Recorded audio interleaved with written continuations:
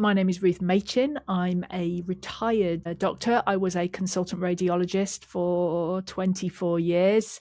I left medicine due to a chronic health problem. I then retrained as a health coach, set up my own business. I am also a extremely mature student. I'm doing a master's in nutrition at Nottingham University, due to finish in about 2 months. And I can also say this now without feeling like awful inside. I'm a YouTuber. I'm a content creator. I can now say that without any hint of embarrassment. And I have my own coaching business as well. Ooh, I'm trying to think where I first came across Jo. Somebody must have given me her name, I think. I first came across her on a Facebook post, I think from memory. And then obviously I contacted her to say, hi, I'd like to start a business. Please help. So I had a call with her when she was in a sauna in Canada. So it looked like she was sitting in a wooden box. And I was obviously in the UK. So that was the first time I met Jo. But I think I know who recommended her. Somebody in an Alternative Careers for Doctors Facebook group said, go and Google Jo Watkins because she might help. So that's where I found her. The challenge before meeting Dr Jo was that I knew absolutely nothing about setting up a business. As one who's been a public servant for all one's life doesn't know, it's a completely alien and intimidating world. So I was literally right at the beginning. I knew nothing other than, you had to vaguely have a bank account and maybe a website and know what you wanted to do. But that was about the limit of my knowledge. So I knew I wanted a business. I had a vague inkling of what I wanted it to be about, but that was it. So I needed somebody basically to gently take me by the hand and help me work out what to do. So absolute beginner was the answer, in more succinctly. Yeah, I guess there is. I mean, I didn't personally feel like a business person. I felt like a bit of a failed doctor. I mean, obviously I didn't fail. I'd retired because my health had failed, but I felt like, I guess a bit of a fraud. Like I didn't really know what I was doing. I mean, but then equally, I could just have gone off and retired and learned to prune roses and sat around watching Netflix for the rest of my days. But so I had the drive that I wanted to do something. I just didn't. It just didn't feel natural. I didn't feel like a businesswoman, a business person. I just felt like someone who hadn't quite worked out what life's purpose was yet, but wanted to try doing something because I knew that I couldn't do my old job anymore. And I knew that I needed a job that involved talking to people, because that I can do, obviously talk a lot. But I just didn't quite know what form that thing that I needed for me would take, if that sort of makes any sense whatsoever. So the negative impact of that was huge because, I mean, when I was a pretty senior consultant, so, I've been training program director, I'd had a significant amount of responsibility. I really enjoyed my job as well. Really, really quite enjoyed being a doctor, for all the negative press. So to go from that to doing nothing was a big mental health wrench, because I'd lost a reason to get out of bed in the morning. I'd lost any sense of what I was going to do with myself for the next 20 years. I'd lost my purpose.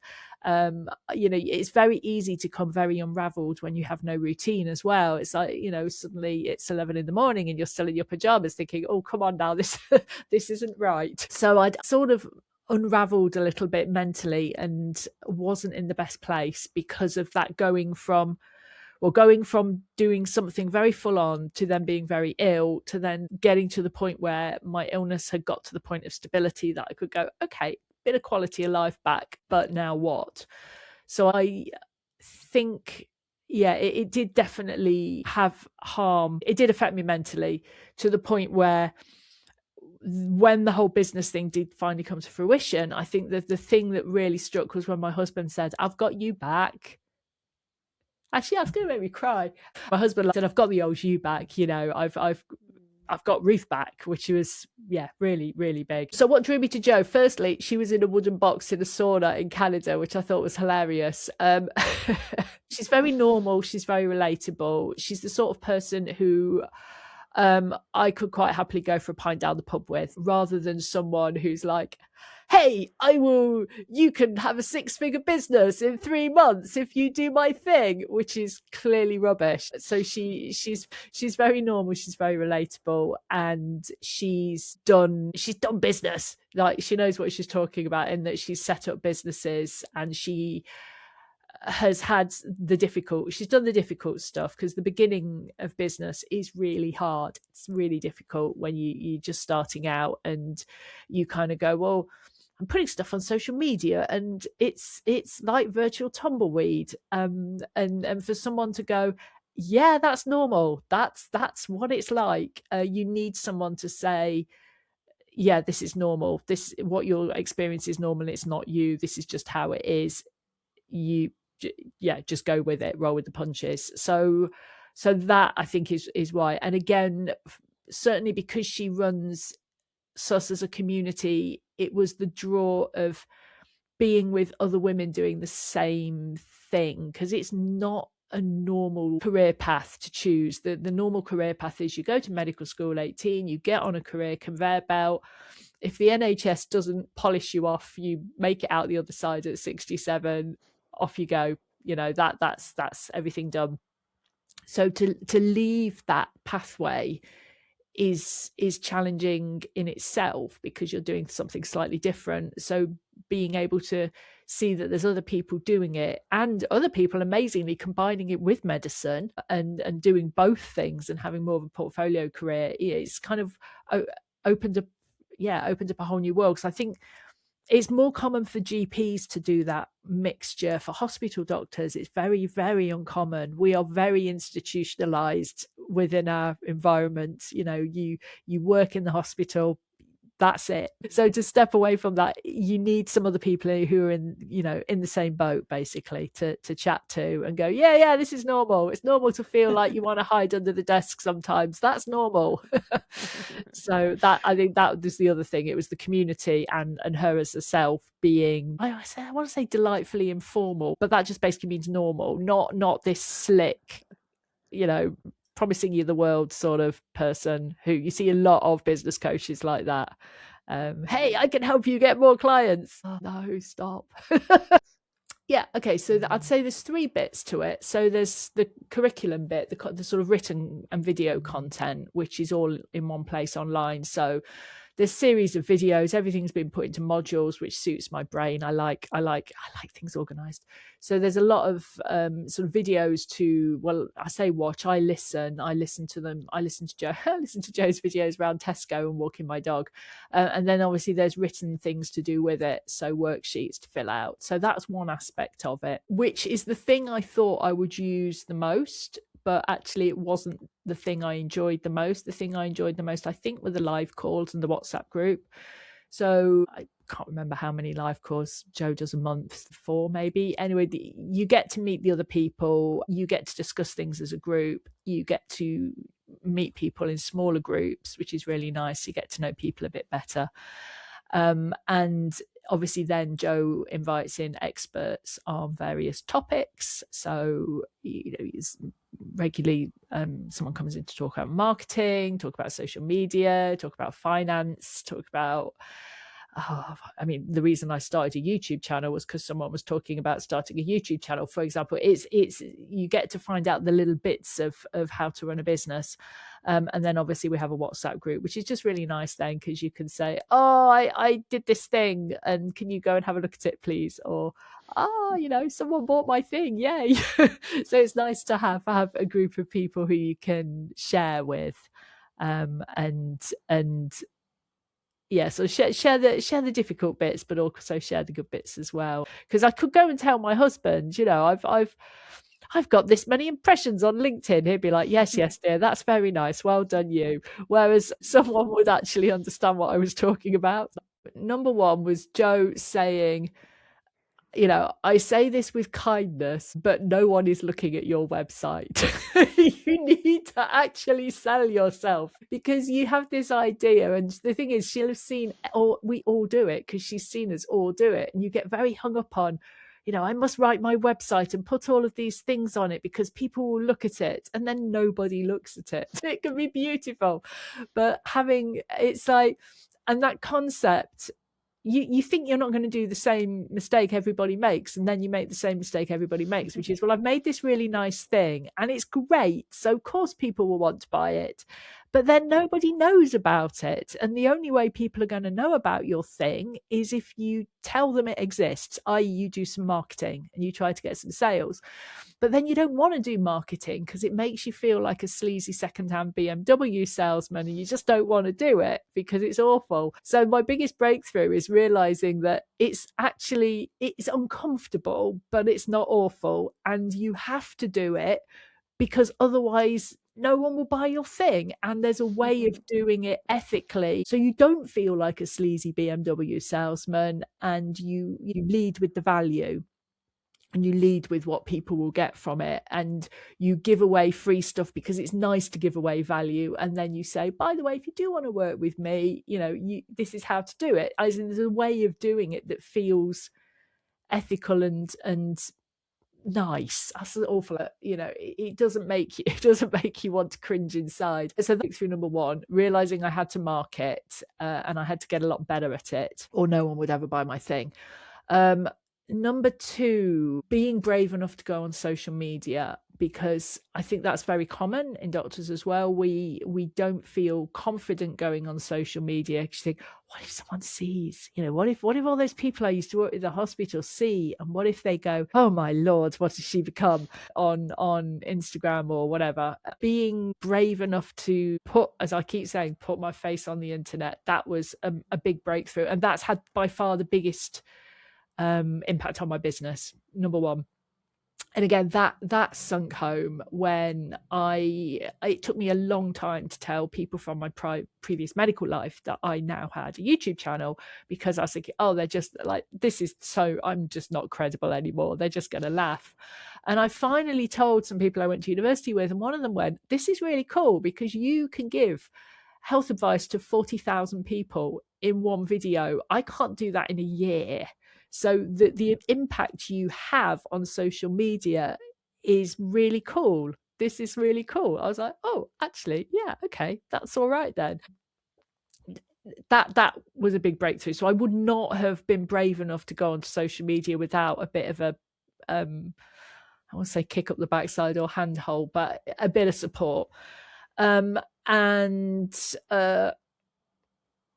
My third breakthrough was a big one, actually. It was pivoting what I wanted to do. So initially when I went into business, I wanted to help people with heart health because that's my job. I was a cardiothoracic radiologist. I thought, the heart, you know, people don't look after the heart. I was a postmortem radiologist. I know more people die of heart disease than anything else.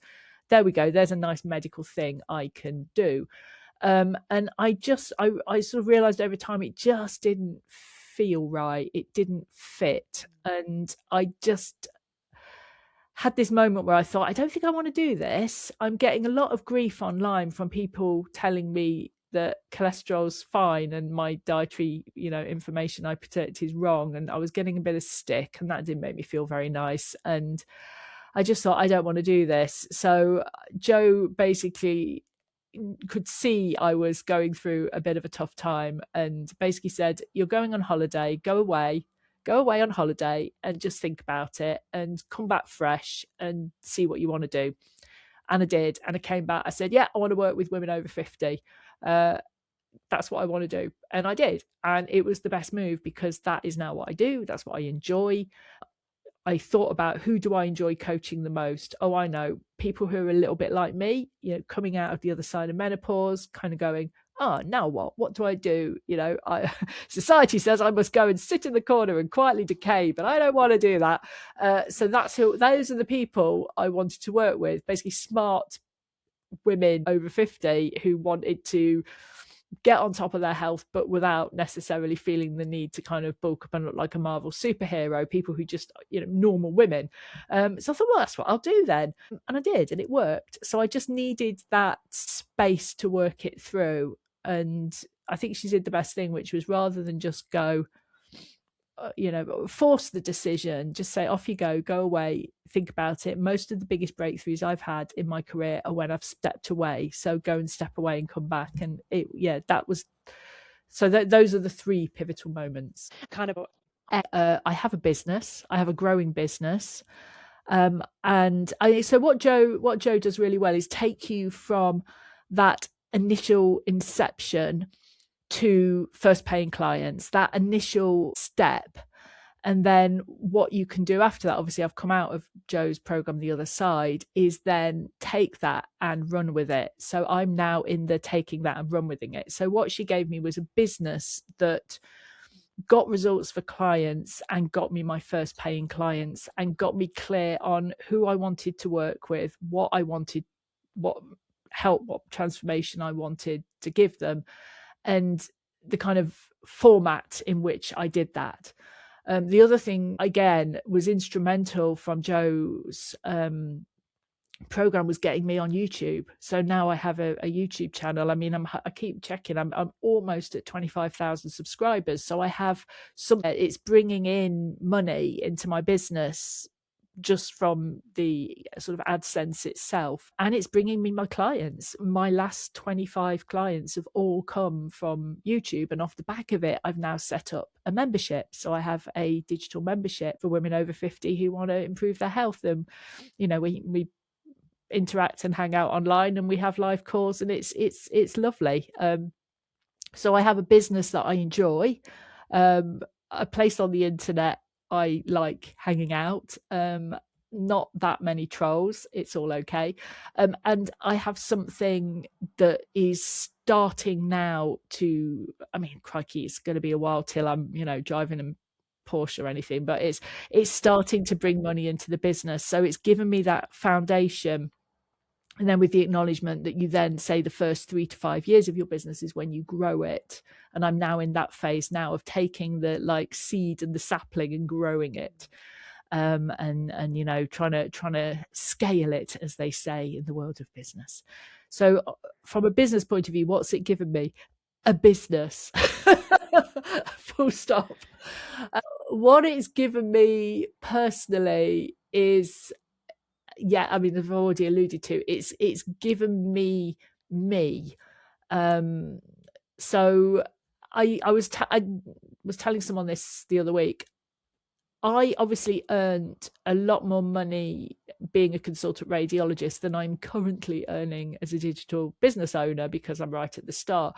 But that money that's in my business bank account is infinitely more satisfying than the salary from the NHS, because I earned it with something I made.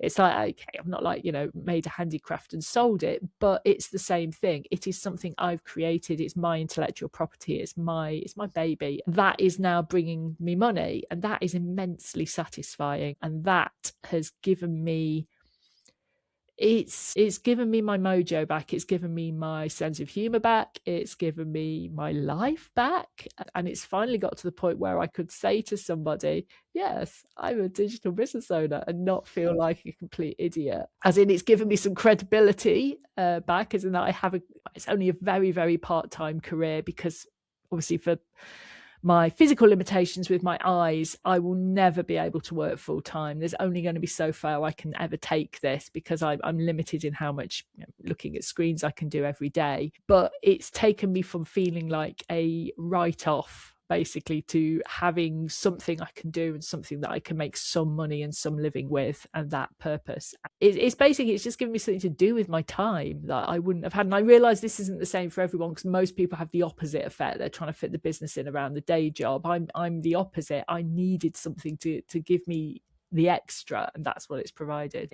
So my goals are, firstly, grow my YouTube channel. I would absolutely love to get 200,000 subscribers, mainly just because so few do, and they send you a nice little plaque. So that's aim number one.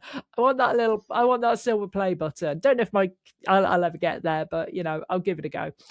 And I would like to grow my membership to the point where I have a couple of hundred members and a sort of thriving online community of women over 50 from all around the world, meeting up and chatting and feeling like it's a kind of warm and welcoming environment, virtual environment, obviously, that you can come into and find people at the same phase of life, the same health struggles, the same time struggles, caring responsibilities, who are just trying to, look after their health a little bit better each week. So if I can scale that and grow the YouTube channel and have those two running in sync and making me a bit of money, but I'm not looking to buy a Porsche and move to Dubai or anything like that, but make me a little bit of money, then that would be fantastic. But I'm doing it more for me than for the money, if that makes sense, although the money would be nice too. Yeah, don't do it on your own, because you can waste a lot of time faffing around and making all the mistakes, because we all do make all the mistakes. Have a community of sorts, whatever it looks like for you, but have a community of people who've kind of got your back and understand, and someone who can guide you and say, I can see why you did that, but have you thought of that? Because there's so much to learn, and it's so very different. You could do it on your own, but it'll take a lot longer. It's a lot quicker if you have is it wrong to call Joe a business Yoda? But a guide by your side. But yeah, I'm going to stick with Yoda. Oh, that's such a tricky one, because on how to put it all into one sentence. So if I was going to summarize the whole program, I'm going to say, just the word support is what you need. It's the support of Joe. It's the support of the community. It's people who get it. It's having people who get it, and that you can come, you've had a busy day, you can come and sit and switch on your camera and be in a room of people where you can kind of imagine being in an actual room with them and having a cup of coffee with them and a bit of a chat, that kind of vibe. So to the point where when I've actually met them in real life, it's like you've never met them before, but you're straight in for the hug. It's because you feel them, because you've gone through the program with them. And I guess the other thing is, again, having people in the community who are further along the road, because that's where you get your inspiration from. So when I joined, there were people who had got the successful business. So it's like, right, what did you do? Okay, and you see what works. So you need that sort of some people could say, oh, it's really intimidating being with people who have got the bigger business than me. But it's not. It's actually inspiring, because you go, okay, if I do it, I could have that too. And then when I left the program, there were people going, oh, you're so inspiring, you've done the thing. It's like, yeah, but I was where you were too. So that, again, having it over the 12 months means you get to interact with the people who are at the end when you're at the beginning, which you need. You need to see that A, it can be done, because that gives you a confidence boost, and B, okay, how did they do it? And what did they do? And what did they focus on? Oh, thank you, Joe. Thank you, Joe. I love Joe. Joe's like, she's got energy. She's got good energy. She's endlessly enthusiastic and positive, because I tend to be a bit of a negative Nancy, because that's just me. I'm pessimist. I'm a radiologist. We sit in a dark room and we're sarcastic for a living. That is what we do. So you kind of need someone who's going to be a bit of a cheerleader, someone who's got that positivity and that, endless, yay, come on. You need a kind of, I don't want to say kick up the backside, because that's negative. You need a kick up the backside with cheerleading pom-poms. That's what you need.